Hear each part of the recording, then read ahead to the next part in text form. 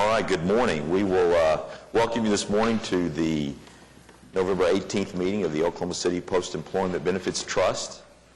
The first item of business that we have is to approve the minutes from the September 9th, 2013 meeting. All in favor? Aye. Any opposed? All right. Next item is the investment report from Gregory W. Group, and Doug Anderson is here for us to make the presentation. Good morning, Mr. Chairman and trustees. I'd like to recognize that today I have Colin Cornell with me, one of my colleagues who works on this account for us. He knows this like the back of his hand, and we like to get our analysts and emerging vice presidents out to see clients more often. It tends to improve their work, which makes everybody a lot more happy, as long as they can put a face or a series of faces with the reports and projects they're working on. It tends to make them perform a little bit better.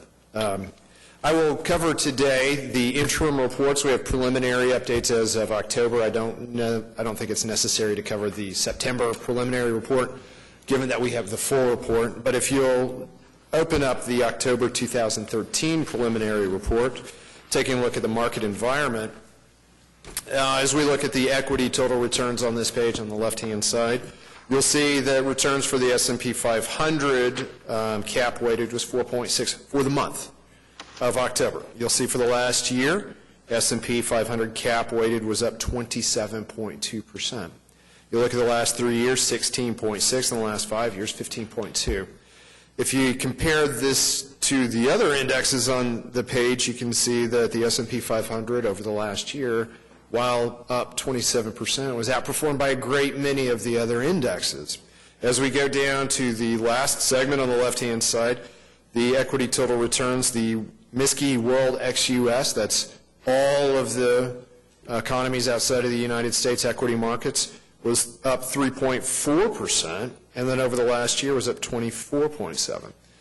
Now, some of that is due to appreciation of stock prices, but also some of that's due to depreciation of the U.S. dollar versus other currencies. But if you'll notice, go back a quarter or 2 quarters, that was distinctly different, where U.S. economies were performing much better than foreign economies.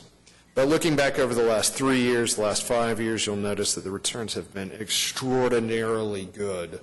And for some of you might be asking the question, what has been driving that performance? It's been individual companies, and I would say that there's a great deal of exuberance in the equity markets right now. And when the rest of the world is exuberant, when the rest of the world is enthusiastic about stock prices, we tend to be becoming a little bit more cautious in our equity allocations. If you look on the right-hand side, bond total returns for the month and for the year and for the 3 years and 5 years, how modest those have been. However, if you would have invested in long-term treasuries, specifically during the period of the third calendar quarter of this year, you can see that the trailing year return for long treasuries was down 9.3%. So in our eyes, it is a time to be cautious. Equities prices have advanced steadily. And if we think about the economy, the growth in the U.S. economy, it's maybe, in our eyes, slightly overextended as far as the broad market goes. If we look at the fixed income world, where we used to count on having steady positive returns, we can see that that's going to be a difficult place as well. So in our eyes, it's a particularly tricky time to be an investor. You want to be investing in cheap assets. You do not want to be overextended in any of your risk exposures right now. But I think the thing that we most want to be is patient. We want to be patient with our investors. We want to be patient with our portfolio. Understanding, I don't mean to sound like gloom and doom here, because we've done really well. We've enjoyed some nice returns, but also understanding that sometimes markets get ahead of themselves. And we're glad that we're invested in some places that not quite so enthusiastic. If we go to the following page here, the one that shows the assets, you'll notice that on the market value on the right-hand side for the October 31st market valuation, $25,740,835. You'll notice that has increased dramatically since we have been involved, and it's increased dramatically most recently because of steady contributions to the trust itself. When we look at over the last one-year period, the fund was up 15.4%, which is a good return. If we look over the last 3 years, annualized return of 8.6%. If we look at the actuarial assumption, you can see that those have been exceeded over all of these observation periods. And if we look over the last month of 2.4%, total return has exceeded that by 2%. Now, the returns versus the policy index and the allocation index are lagging. And if we look we look a little bit more deeply into the returns here, where the biggest lag is coming from is the Dreyfus Appreciation Fund, which is our core equity allocation. You can see that the returns are, over the last 1 year, they've trailed pretty dramatically. 15.7% return. However, the S&P 500 was up 27.2%. I'll talk a little bit more about this in a moment, but while that portfolio has trailed, the other ones have done extraordinarily well. Delafield was up 32.1% over the last year. Stevens Small Cap Growth was up 42% over the last year, and you can see that their allocations have increased pretty dramatically. The J.P. Morgan Fund, the bond portfolio was down 0.9%, exceeded its benchmark by a very narrow margin. And our international equity allocation, the smallest individual allocation, underperformed as well because they're investing in some parts of the international sphere that have not performed quite so well. So as we look at this portfolio, we have some investments that have done very well in an upmarket environment. We have some investments that have not done quite as well, and we want to understand why. So before we talk about that too much more, why don't we go into the September 30, because we have much more data in this report. Any questions before I move into that? I know I sound like a broken record, but if you don't have one part of the portfolio that's not performing in line with the others, you're probably not properly diversified. And for us right now, we're looking at two pieces that aren't doing well, and it's our large cap allocation and it's our international equity allocation.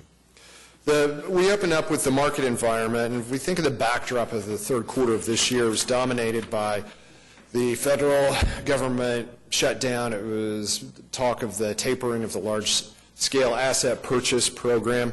And in fact, when you look at equity managers, there was not as much company-specific information coming out and dominating the market as it was governmental or non-controllable variables. So if we look at the market environment on page 3, domestic equities, where performance came from, you can see that on the sector performance, the best places to be, there are 2 columns for every sector here.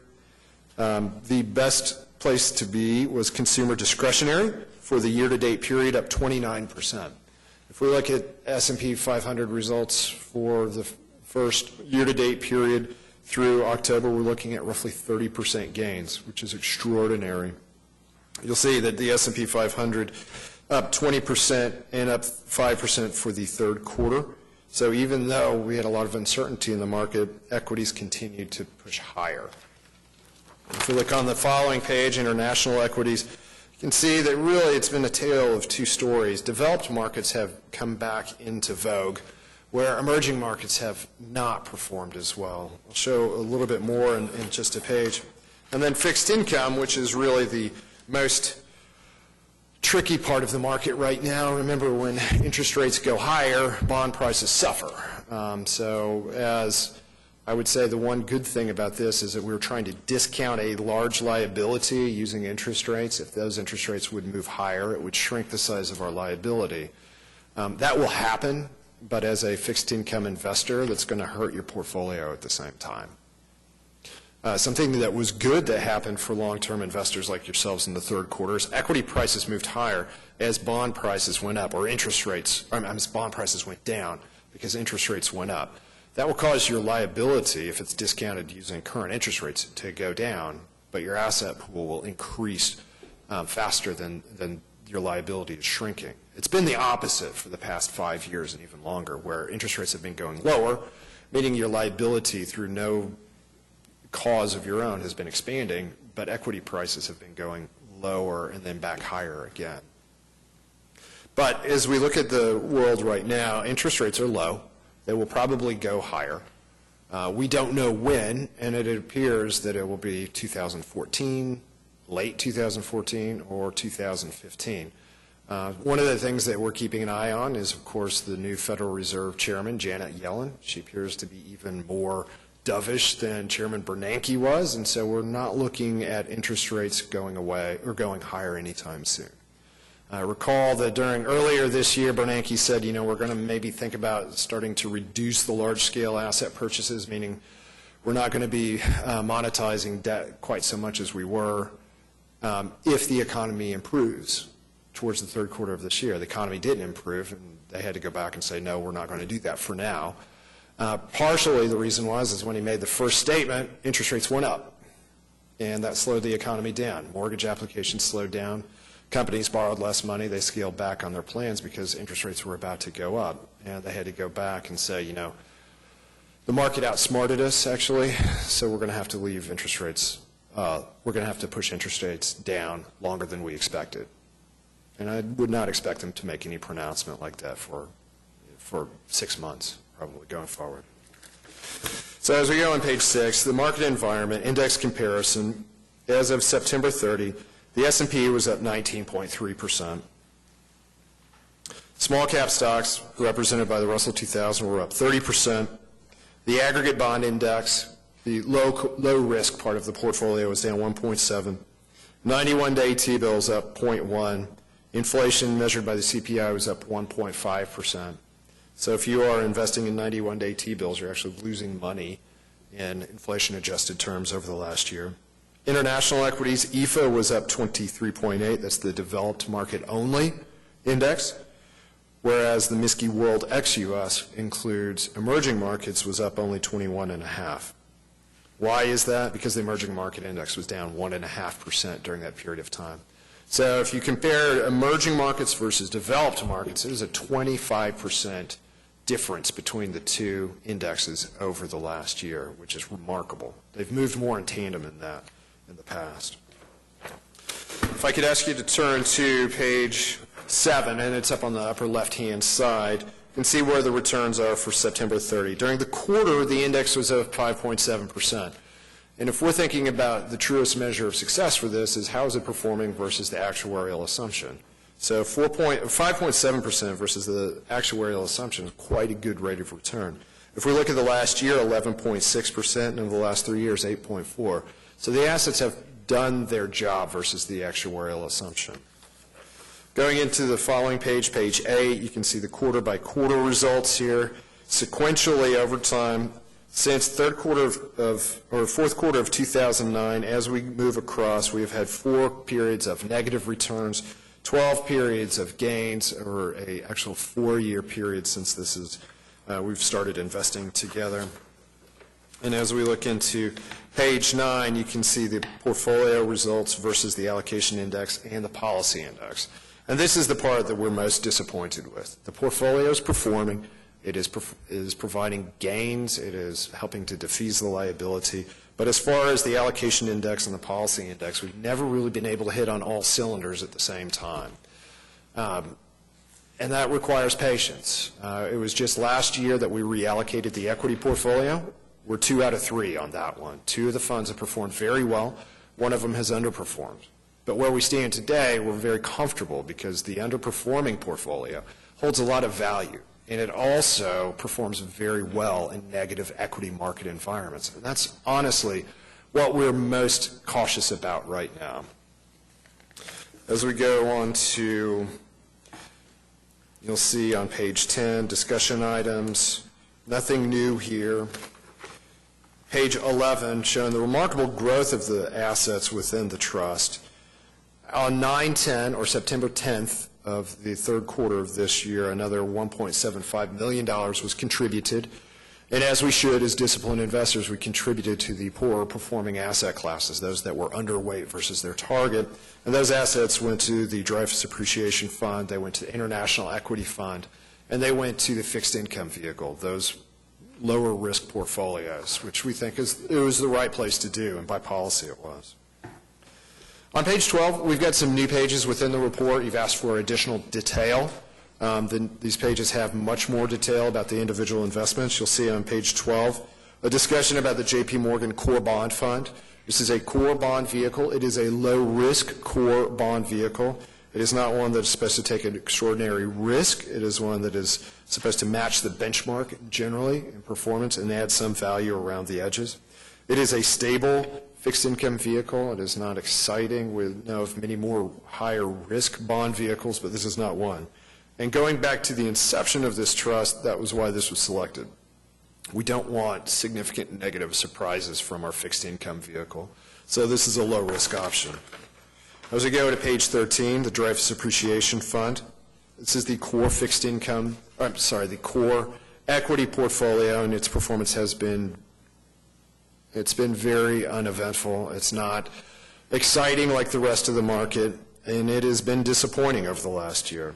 However, this is the fund that is supposed to be most resilient to a market decline. You do have to sometimes give up some performance to the upside when you're guarding against the downside, and this portfolio is a very clear example of that. The three largest holdings are Philip Morris, Apple, and ExxonMobil.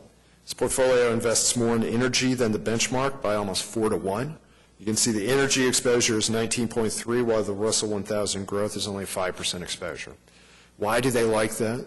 Why does Dreyfus Appreciation's fund management believe that energy is a good place to invest?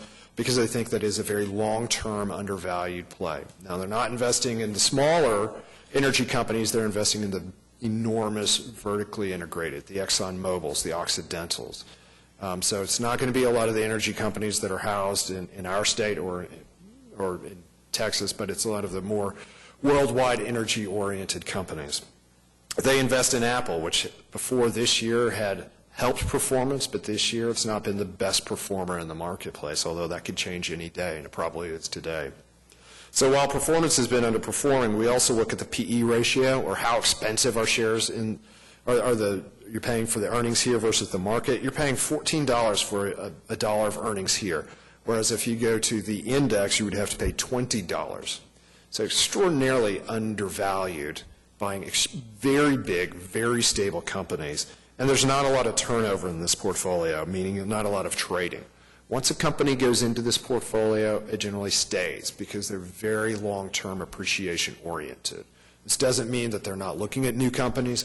They spend about 2/3 of their research time and resources on reviewing the companies within the current portfolio rather than going out and trying to find new ideas. One of my favorite sayings about this fund is sub-advised by a firm called Fias Seraphim and Company in Houston. One of my favorite quotes from Fias Seraphim, the founder of the firm, is nervous energy is the greatest destroyer of wealth. So they tend to buy companies only after they know them extraordinarily well, only after they determine that these are resilient companies that can do well in up markets, down markets, any type of economic environment, and then they tend to hold on to them for a very long period of time. So if we have to have one underperforming part of the portfolio, I think that with a 9% gain is disappointing, but there's so much value and so much long-term earnings power within this individual portfolio. I'm comfortable with it. Any questions about this? Going on into Delafield, you can see that Delafield has had some ups and downs since we've invested with them. 2012, April is when we first invested here, and you can see that over the last quarter they were up 9.57%.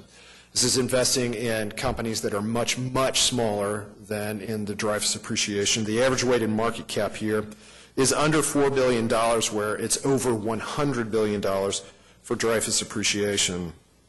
That's good. That means that we're diversified away from very large holdings here. And you'll see the performance, it was up 9.57% for the quarter. It was up 29.16% for the year ended September 30. Now, the performance here can be in fits and starts, but when it gets going really well, the performance is extraordinary. If you look back over the last 5 years, which includes good times and some difficult times, the fund was up 12.9% annualized, while its index was up 11.86. And out of other mid-cap value funds, it's outperformed 80%. The last quarter was great. The last year was pretty extraordinary. Continue to have high regard for this team. On page 15 is the Stevens Small Cap Growth Equity Portfolio. This portfolio is divided into two pieces, more stable growing companies, then also companies that have earnings catalysts, which means that the Stevens research team thinks that they have found something that nobody else has, and that their portfolios are about, or the companies are about to experience extraordinary earnings growth. See, the last quarter, the fund was up 15.05%, well above its benchmark, in the 15th percentile of its peer universe, and over the last 12 months, up 32%. You'll see a similar pattern of returns over the last 3 and 5 years as the Delafield Fund, as they've outperformed a great deal of their peers and their benchmarks. Again, out of small cap growth equity portfolios, there are ones that are more risky, that trade more, that are more aggressive than this one, but we like this because we think it's a good mix of aggressive small cap stocks and also more stable small cap companies. And this is 12.96% of the portfolio, so we think that it's a nice balance between the two. As we go on page 16 is the Thornburg Fund. Performance here versus the index, and I do apologize, this is the first time we've shown these fund sheets for these, and it says on the performance segment S&P 500, that label is incorrect. The figures are correct, but the label is wrong. It should say the MSCI EFA, which is the developed markets only index. And you can see that they've underperformed over the last year. Most of that is due to the holdings in emerging markets, which is 15.5% of the portfolio. They continue to believe that emerging markets hold a great deal of value, and that they would rather invest 15.5% of the portfolio in emerging markets than the developed markets. They're uncertain about Japan. They think it's gone too fast. They're uncertain about Europe because who knows what's going to be happening there. Some emerging markets companies are much more valuable today than they were a year ago. And as long-term investors, they're comfortable with that. This has always been a part of their strategy. They've always invested a part of their portfolio in emerging markets, which tend to be the only ones that are really growing quickly right now. Europe growth is going to be very low. U.S. growth is going to be below 2.5% for the foreseeable future. China, while it's not growing at 9%, is growing at 7%, which is a dramatic increase. Excuse me? Yes.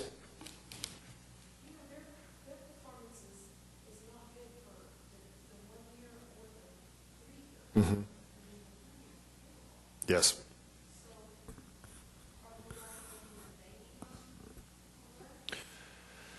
You know, I don't have a strong feeling that way, but I do see your point, absolutely, that they could be placed on alert as well. The one that really jumped out to me was the Dreyfus appreciation.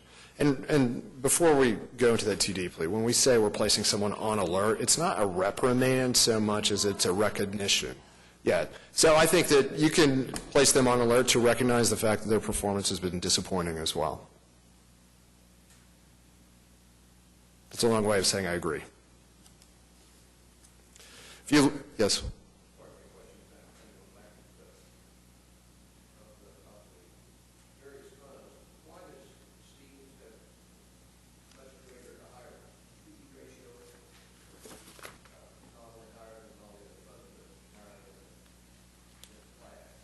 Sure, because they're investing in companies that are growing faster and they're more comfortable paying a higher price for them. It is consistent with their investment process. I see a PE ratio of 29.4, and that's really high. But their process it's able to cope with that. In fact, they're looking for companies with higher PE ratios because those are the ones that are growing faster. They're not just blanketing and saying we want to buy the companies with the highest PE ratios. They're saying this company has a high PE ratio, but we think that they have a catalyst that's going to allow them to grow even faster than the market. The other ones are lower. And we think it's a nice offset, too, because PE ratios or how growthy a portfolio is or how aggressive, how much debt these companies take on, it does affect performance, short-term and long-term. But I'm comfortable with them doing that. Because I know that they're very disciplined selectors. And I think that those portfolio characteristics, remember when we rebuilt the equity portfolio, we were very careful to find funds that worked well together. And so this performance of this fund is going to be dramatically different than the Dreyfus appreciation because they're investing in small, aggressive companies. The Delafield Fund is investing in slightly bigger but very contrarian companies. So you almost will never see overlap of holdings between these three domestic equity portfolios, which is, in our eyes, a great thing.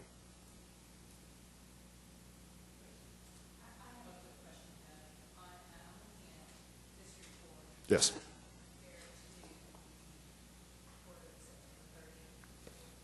Mm-hmm.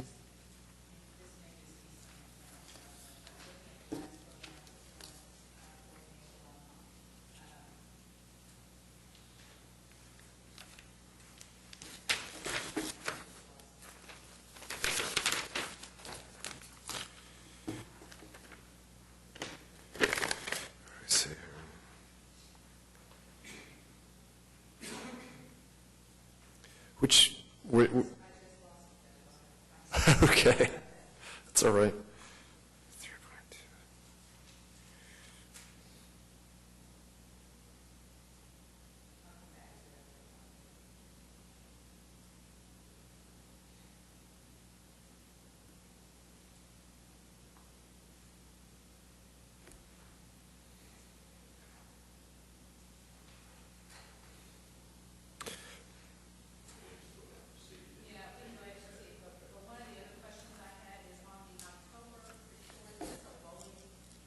It is.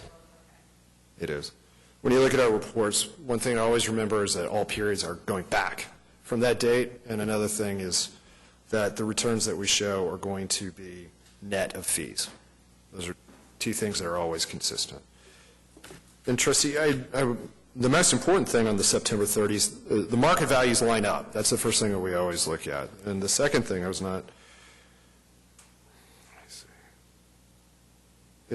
nothing was, is it a benchmark issue possibly, or I do see some, okay.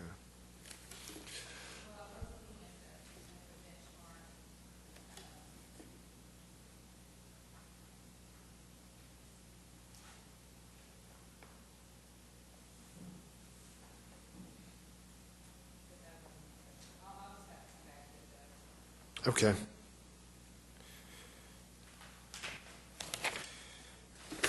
I think on page 18 is these are the pages that we're more accustomed to looking at together. The portfolio review, you can see where the assets are allocated as of September 30, and you can see the dramatic progress that's been made.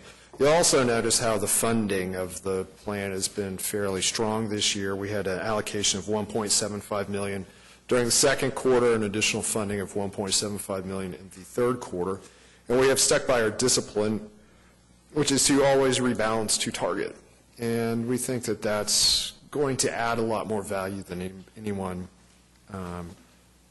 will realize in the long term, because you're investing in the lower performing asset classes and you're not investing in the higher performing asset classes. I think I'll end my remarks on that page and be happy to take any more questions.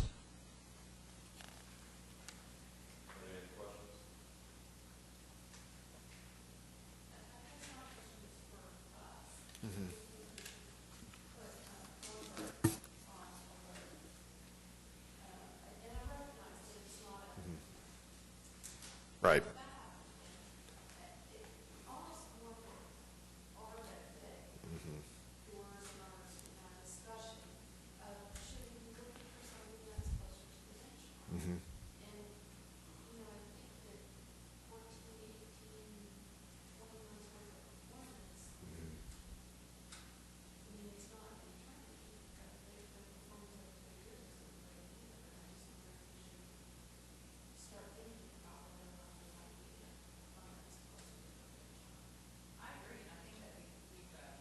I think that we've talked about this once before.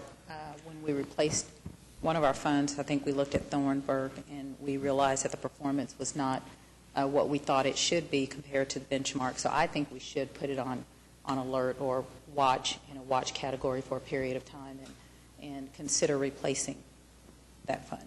And so basically what we talked about before is really that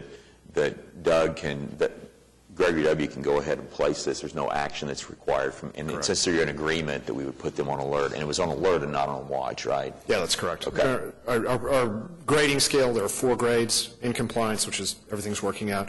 On alert is we're starting to be a little bit worried about this. On notice is we're very worried about this. And then termination is the 4th one, just so we know what these grades are.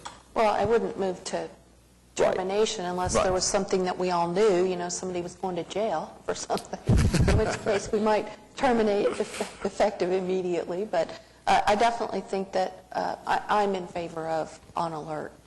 Well, is it too soon for us to get from you other funds that may have better performance? No. Well, okay, that's a deep philosophical question that you just asked there. I didn't know you were going to go with that. Is it too soon to put drives depreciation on alert? No, we don't think so. We need to recognize that performance has been disappointing. We understand why. We're not troubled by it as much as you might expect because we think that that's a very stable and very soon-to-be prosperous part of the portfolio. Thornburg is something that's gone on a little bit longer.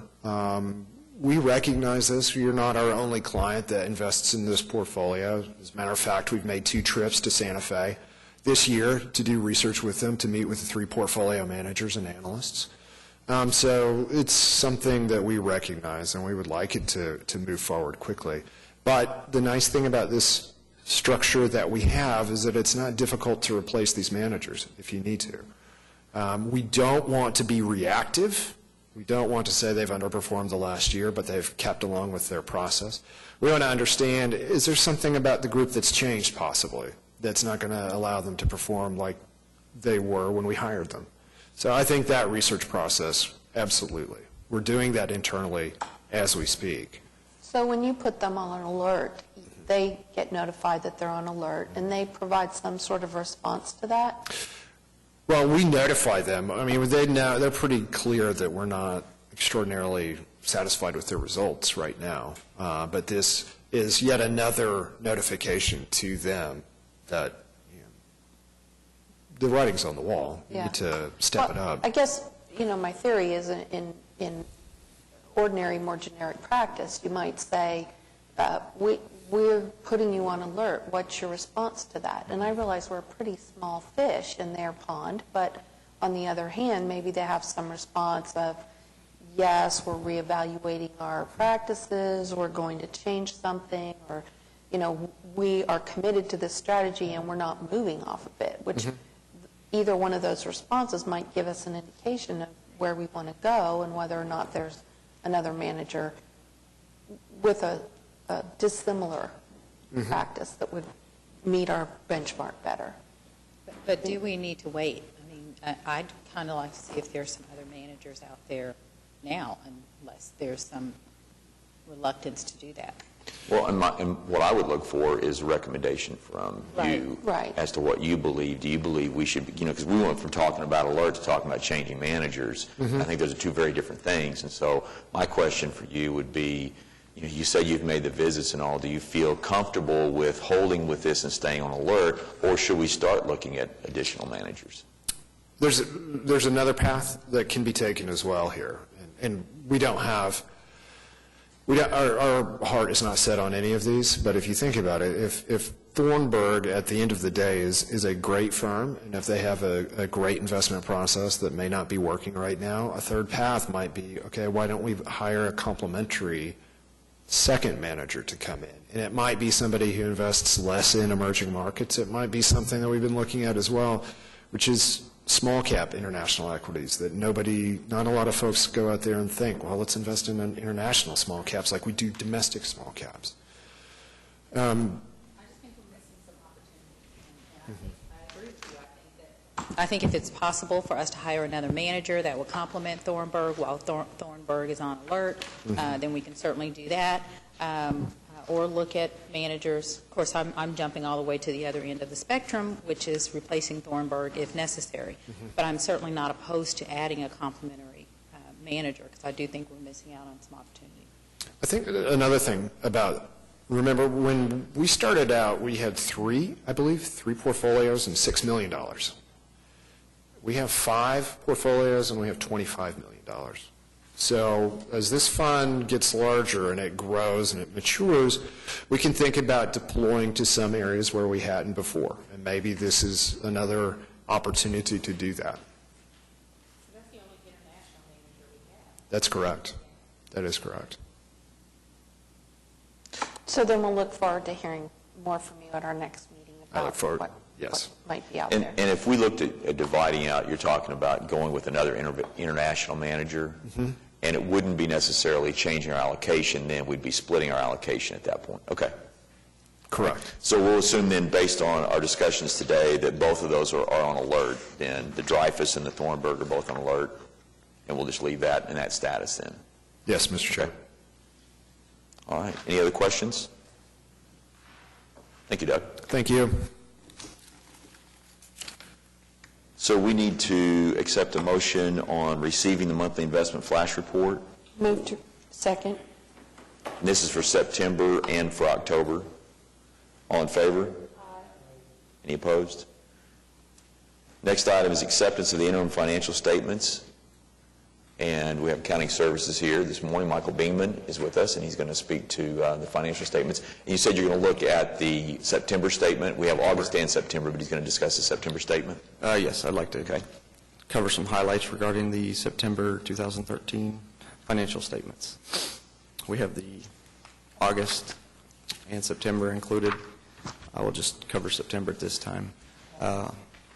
Also, at the next trust meeting, we do plan to issue the June 30 audited financial statements. Okay. Would be our plans, as well as the IRS Form 990, which was filed last week.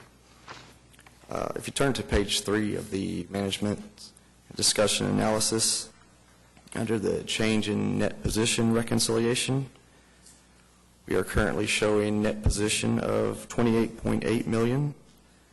This is an increase of $7.4 million over the prior year, when net position was $21.4. Overall, the financial position has improved during the year. For the fiscal year, the trust has gained approximately $2.4 million. Of this, $37,000 was generated from the indemnity plan, and the $1.3 million in investment income resulted from the investments held at this time, as well as $1.1 million is overfunding, which is a result of contributions from the city. If you turn to page 6, the statement of changes in net position. We have currently additions reported at $8.4 million versus $8 million in the prior year. Most of this increase is primarily due to the investment income from the market value appreciation of the investments during the fiscal year, as the contributions are remaining relatively stable. Benefits are recorded at $6 million, which have increased $200,000 during the year, or 4%. This is a primary result of increase in the indemnity plan expenses. Currently, indemnity plan expenses are increasing at a higher rate than the contributions, resulting in the lower net revenues. And if you turn to page 10 of the notes to the financials,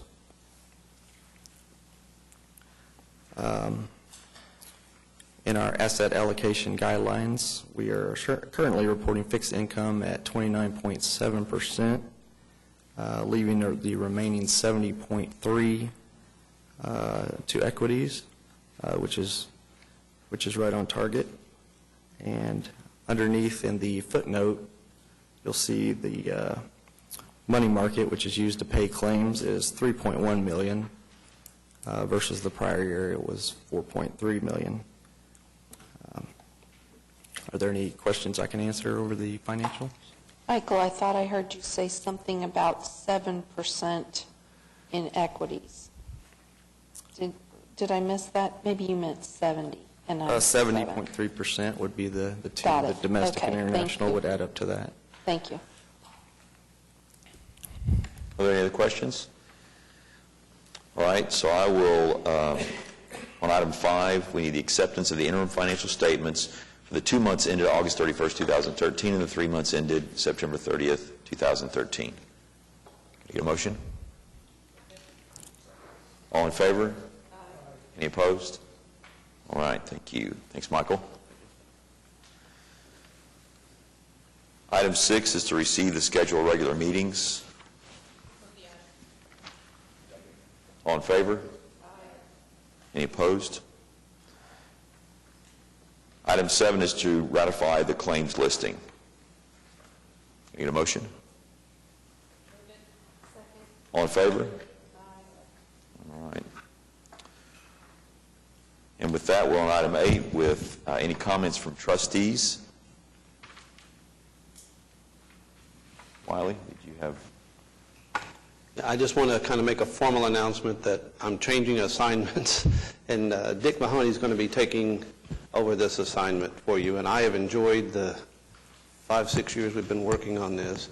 I'll still continue handling the pending tax matter, and if you need me for anything. And would you just give us a quick update on that? There's not a lot to update, but at least we know kind of where it stands in the process. We're still waiting to hear from the IRS. We've been told that we're kind of in a queue that may take 18 months to 2 years before we get an answer.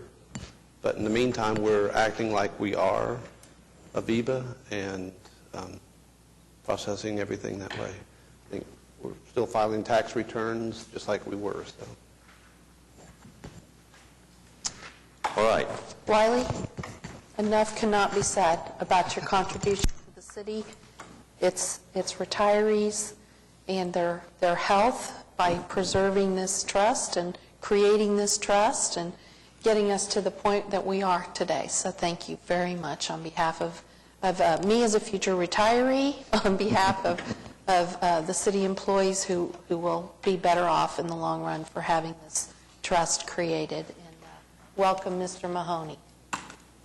Ditto what Laura said, Wiley. I think that we've certainly enjoyed working with you on the trust, and I know your assignment involves relieving you of some other responsibilities. We've worked with Dick Mahoney, look forward to continue to work with Dick Mahoney, and understanding that Dick has some big shoes to fill on the trust, but we have no doubt that he'll be able to do it. All right. Well, thank you all very much, and thank you, Wiley. Appreciate all that you've done for us. Are there any other issues from staff? All right. With that, we are adjourned.